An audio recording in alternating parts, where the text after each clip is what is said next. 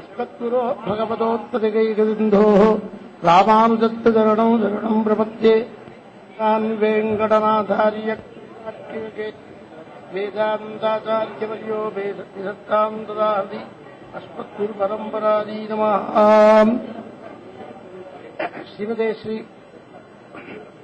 ರತ್ನಪ್ರಿಯ ಮಹಾದೇಶಿಕಾಯ ನಮಃ.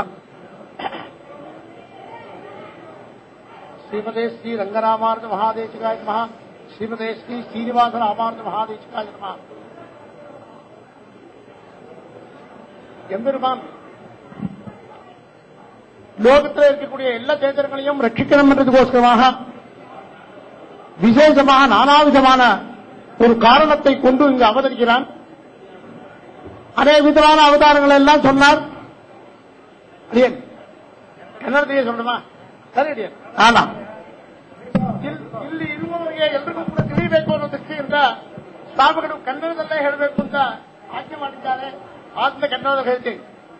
ಭಗವಂತ ಲೋಕದಲ್ಲಿರುವ ಚೇತನನ್ನು ರಕ್ಷಿಸುವುದಕ್ಕೋಸ್ಕರವಾಗಿ ನಾನಾ ರೀತಿಯಾದ ಅವತಾರವನ್ನು ಮಾಡಿ ಧರ್ಮ ಸಂಸ್ಥಾಪನೆ ಮಾಡಿ ಸಂಸಾರದಿಂದ ವಿಮೋಚನೆಯನ್ನು ಹೊಂದಿ ಪರಿಪೂರ್ಣವಾದ ಆನಂದವನ್ನ ಮೋಕ್ಷದಲ್ಲಿ ಪಡೆಯುವುದಕ್ಕೋಸ್ಕರವಾಗಿ ಅವನೇ ನೇರವಾಗಿ ಬಂದು ಧರ್ಮವನ್ನು ಸ್ಥಾಪನೆ ಮಾಡ್ತಾನೆ.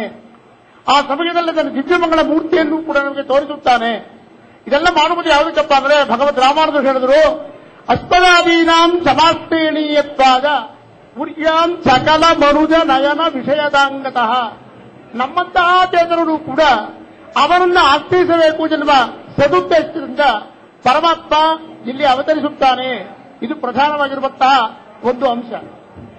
ಇಷ್ಟೇ ಅಲ್ಲ, ವೇದಾಂತ ದೇಶಕರು ಇನ್ನೂ ವಿಶೇಷವಾಗಿ ಹೇಳ್ತಾರೆ. ಎಲ್ಲ ಹೇಳುವುದಕ್ಕೆ ಇಲ್ಲಿ ಅವಕಾಶವಿಲ್ಲ. ಈ ಗ್ರಂಥದಲ್ಲಿ ನಾವೊಂದು ಪ್ರಬಂಧವನ್ನು ಬರೆದಿದ್ದೀನಿ, ಅದರ ವಿವರಣೆ ಎಲ್ಲ ಬರೆದಿದೆ. ಅದನ್ನು ದಯವಿಟ್ಟು ಓದಿ ಎಲ್ರೂ. ಅವತರಣ ವಿಶೇಷೈ ಆತ್ಮಲೀಲಾಪದೇಶೈ ಅಪಮತಿ ಮನುಗಂಬೆ ಮಂದಚಿತ್ತೇಷು ವಿಂದನ್ನಿ ವೃಷಭಶಿಖರಿನಾಥ ತ್ವನ್ನಿದೇಶೇನ ನೂನಂ ಭಗತಿ ಚರಣಭಾಜಾಂ ಭಾವಿನೋ ಜನ್ಮಭೇದಾನಿ. ವೇದಾಂತ ದೇಶಕರು ಅಪ್ಪಣೆಗೊಳಿಸ್ತಾರೆ. ಸಾಮಾನ್ಯವಾಗಿ ಶರಣಾಗತಿ ಮಾಡಿದಂತಹ ಚೇತನನ ಪಾಪಕರ್ಮಗಳೆಲ್ಲ ಆ ಚೇತನನ್ನ ಭೇದಿಸುವವರಿಗೆ ವಿಭಾಗ ಮಾಡಿಕೊಡ್ತಾರಂತೆ. ಹಾಗೆಯೇ ಅವರನ್ನ ಅಭಿಮಾನವಾಗಿ ಕಾಣುವವರಿಗೆ ಅವರ ಪುಣ್ಯಫಲವನ್ನೆಲ್ಲ ವಿಭಾಗ ಮಾಡಿಕೊಟ್ಟು ಪುಣ್ಯಫಲಗಳನ್ನು ಕಳೆದು ಅವರನ್ನ ಮೋಕ್ಷಕ್ಕೆ ಕರೆದೊಯ್ತಾನೆ ಎಂದು ಹೇಳಿದರು. ಅವರು ಕೂಡ ಒಂದು ವೇಳೆ ನಮ್ಮ ಸ್ನೇಹಿತರು ನಮ್ಮನ್ನ ಅಭಿಮಾನವಾಗಿ ಕಾಣುವವರಾಗಲಿ ಅಥವಾ ನಮ್ಮನ್ನು ದ್ವೇಷಿಸುವವರಾಗಲಿ ಎಲ್ಲರೂ ಶರಣಾಗತಿ ಮಾಡಿಬಿಟ್ರು. ಆವಾಗ ಆ ಕರ್ಮವನ್ನು ತೀರಿಸುವುದು ಹೇಗೆ? ಕರ್ಮಣಾಂ ಭೋಗಾದೇ ಭಕ್ಷಯ. ಯಾರು ಆ ಕರ್ಮವನ್ನು ತೀರಿಸ್ತಾರೆ ಎಂದು ಕೇಳಿದ್ರೆ ದಯಾದೇವಿ ಹೇಳ್ತಾರಂತೆ, ರೀ ನಮ್ಮ ಮಕ್ಕಳು ಶರಣಾಗತಿ ಮಾಡಿದ್ದಾರೆ, ಅವರನ್ನ ಮತ್ತೆ ನಾವು ಕಳಿಸೋದಕ್ಕೆ ಸಾಧ್ಯವಿಲ್ಲ, ಬೇಕಾದ್ರೆ ನೀವು ಹೋಗಿ ತೀರಿಸಿ, ನಿಮ್ ಸಹಾಯ ಬೇಕಾದ್ರೆ ನಾನು ಬರ್ತೀನಿ ಅಂತಂತಾರಂತೆ. ಧರ್ಮ ಬರ್ತೀವೋ ಇಲ್ವೋ? ಅದಕ್ಕೋಸ್ಕರವಾಗಿ ಪರಮಾತ್ಮನೇ ಇಲ್ಲಿ ಬಂದು ನಾನಾ ರೀತಿಯಾದ ಸುಖ ದುಃಖಗಳನ್ನ ಅನುಭವಿಸಿದಂತೆ. ಯಾವ ರೀತಿ ಅಂತಂದ್ರೆ ಗೌರ್ಮೆಂಟ್ ಅಲ್ಲಿ ಯಾವುದೋ ಒಂದನ್ನು ಆಕ್ಯುಪೈ ಮಾಡ್ಕೊಂಡ್ಬಿಡ್ತಾರೆ, ನಮಗೆ ಅವಾಗ ಕಾಂಪನ್ಸೇಷನ್ ಕೊಡ್ತಾರೆ. ಯಾವುದೋ ನಮ್ಮ ಸೈಟ್ ನಲ್ಲಿ ರೋಡ್ ಬಂದ್ಬಿಡುತ್ತೆ, ಕಾಂಪನ್ಸೇಷನ್ ಪೂರ್ತಿ ಹಣ ಕೊಡೋದಿಲ್ಲ, ಚೂರುಪಾರು ಕೊಡ್ತಾರೆ. ಆ ರೀತಿ ಚೇತನರೆಲ್ಲ ಮಾಡಿರುವಂತಹ ಕರ್ಮವನ್ನ ತೀರಿಸಿದಂತೆ ಮಾಡಿ ಅದಕ್ಕೋಸ್ಕರವಾಗಿ ಇಲ್ಲಿ ಭಗವಂತ ಅವತರಿಸಿ ಈ ಕೆಲಸವನ್ನು ಪೂರ್ಣಗೊಳಿಸ್ತಾನಂತೆ.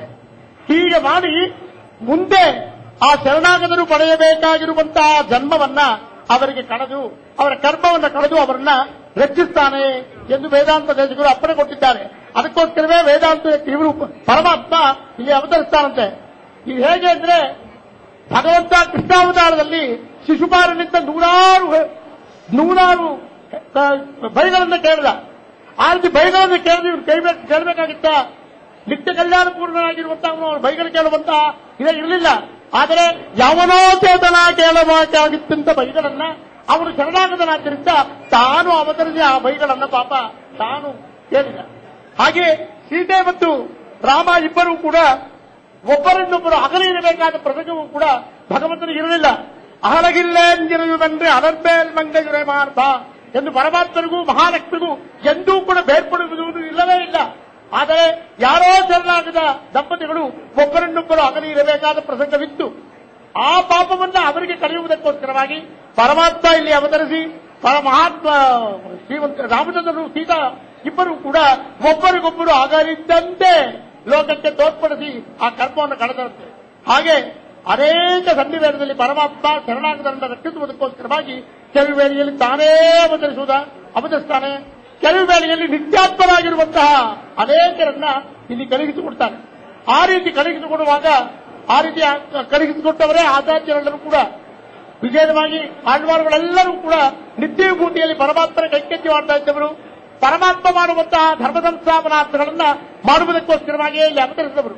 ಅವರು ಮಾತ್ರವಲ್ಲ, ಎದುರಿಗೆ ವಿಜಯ ಮಾಡುತ್ತಿರುವಂತಹ ಆಚಾರ್ಯರೆಲ್ಲರೂ ಕೂಡ ಅದೇ ರೀತಿ ಅವತರಿಸಿ ಬಂದಿರುವಂತಹವರು. ಇದರಲ್ಲಿ ವಿಜಯವಾಗಿರುವಂತಹ ಏನಪ್ಪಾ ಅಂತಂದ್ರೆ, ಈಗ ಪ್ರಕೃತ ಮೈಸೂರು ಆಂಡವನ್ನವರ ಶತಮಾನೋತ್ಸವದ ಬಗ್ಗೆ ಈ ಮಹೋತ್ಸವವನ್ನು ನಡೆಸ್ತಾ ಇರೋದ್ರಿಂದ ಅವರ ಬಗ್ಗೆ ಎರಡು ಮಾತು ಹೇಳಿಬಿಟ್ಟು ನಿಲ್ಲಿಸ್ಬಿಡ್ತೀನಿ.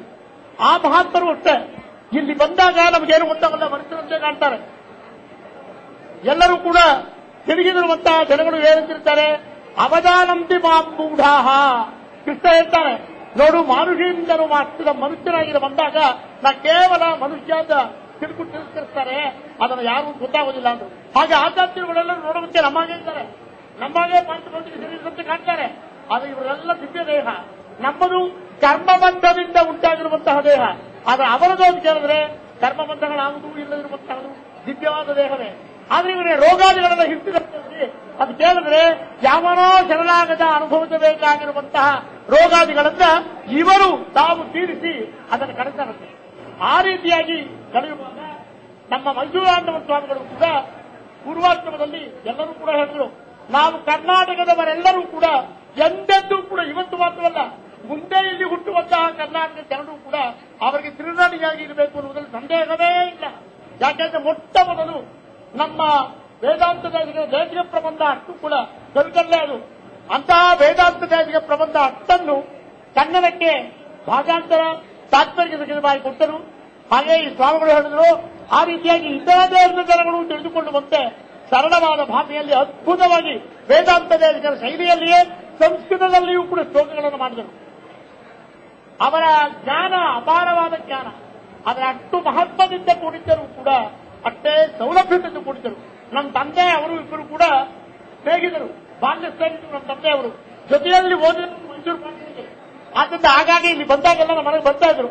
ಬಂದಾಗ ನಮ್ಮ ಜೊತೆಯಲ್ಲಿ ಮಕ್ಕಳು ನಾವು ಬಹಳ ಚಿಕ್ಕವರು, ಆದರೆ ಬಹಳ ಕೃಪೆಯಿಂದ ಮಾತಾಡಿಸಿ ಏನು ಪಡಿದ್ರೆ ನಮ್ಮನ್ನೆಲ್ಲ ಕೇಳಿ ನಮ್ಮನ್ನ ಎರಡಾದ್ರು ಶ್ಲೋಕ ಚಾಟು ಶ್ಲೋಕ ಹೇಳಿ ನಮ್ಗೆ ಖುಷಿ ಪಡಿಸ್ಬಿಟ್ಟು ನೆಕ್ಸ್ಟ್ ಟೈಮ್ ಬಂದಾಗ ಆ ಚಾಟು ಶ್ಲೋಕವನ್ನು ಮತ್ತೆ ಕೇಳ್ತಾ ಇದ್ರು. ಈ ರೀತಿಯಾಗಿ ಅಷ್ಟು ದೊಡ್ಡ ಮಹತ್ವವಿದ್ದರೂ ಕೂಡ ಸುಲಭರಾಗಿ ಸೌಲಭ್ಯದಿಂದ ನಮ್ಮ ಜೊತೆ ವರ್ತಿಸ್ತಾ ಇದ್ದಾರೆ. ಈ ರೀತಿ ಇರುವಂತಹ ಮಹಾತ್ಮರು ಆಸ್ಥಾನಕ್ಕೆ ರಚನೆ ಮಾಡಿಸಿ ವಿಶೇಷವಾಗಿ ಎಲ್ಲ ಚೇತನರಿಗೂ ಕೂಡ ದಾರಿಯನ್ನು ತೋರಿ ವಿಶೇಷವಾಗಿ ಕರ್ನಾಟಕದ ಜನತೆಗೆ ಪಾಠಶಾಸ್ತ್ರ, ದೇಶಿಕ ಪ್ರಬಂಧ ಇತ್ಯಾದಿ ಅನೇಕ ಗ್ರಂಥಗಳನ್ನು ಕನ್ನಡದಲ್ಲಿ ಬರೆದುಕೊಟ್ಟು ದಿವ್ಯ ಜ್ಞಾನವನ್ನು ಪ್ರಸರಿಸಿದ್ದಾರೆ. ಇಂತಹ ಮಹಾತ್ಮರಿಗೆ ನಾವು ಯಾವ ಒಂದು ಪ್ರತ್ಯುಪಕಾರವನ್ನು ಕೂಡ ನಾವು ಮಾಡಲು ಸಾಧ್ಯವಿಲ್ಲ. ಮೊದಲೇ ಹೇಳಿದ್ರು, ಜಯಂತಿ ಮನತೆ ಜ್ಞಾನಗಳಕ್ಕೆ ಇರುಳನೈತು ಮಾತಿನವರೆಗೂ ಅವರು ಕೈಮಾರು ಮಾರ ಇಲ್ಲ ಅಂತ. ಆ ರೀತಿಯಾಗಿ ಯಾವ ಒಂದು ಪ್ರತ್ಯುಪಕಾರವನ್ನು ನಾವು ಮಾಡುವಂತೆ ಇಲ್ಲ. ಆದರೆ ಗುರುಣಾಂ ಮಹಿಮಾಯುಕ್ತ ಜನ್ಮಕ್ಕೆ ಶ್ರವಣೇವಿವ ಹರಿಭಕ್ತಯೇ ಭಕ್ತ ತದ್ಭಕ್ತಾಂಶ ಪ್ರಭೂತಯೇತಿ ಎಂದು ಸ್ಮೃತಿ ಗ್ರಂಥಗಳಲ್ಲಿ ಹೇಳಿರುವ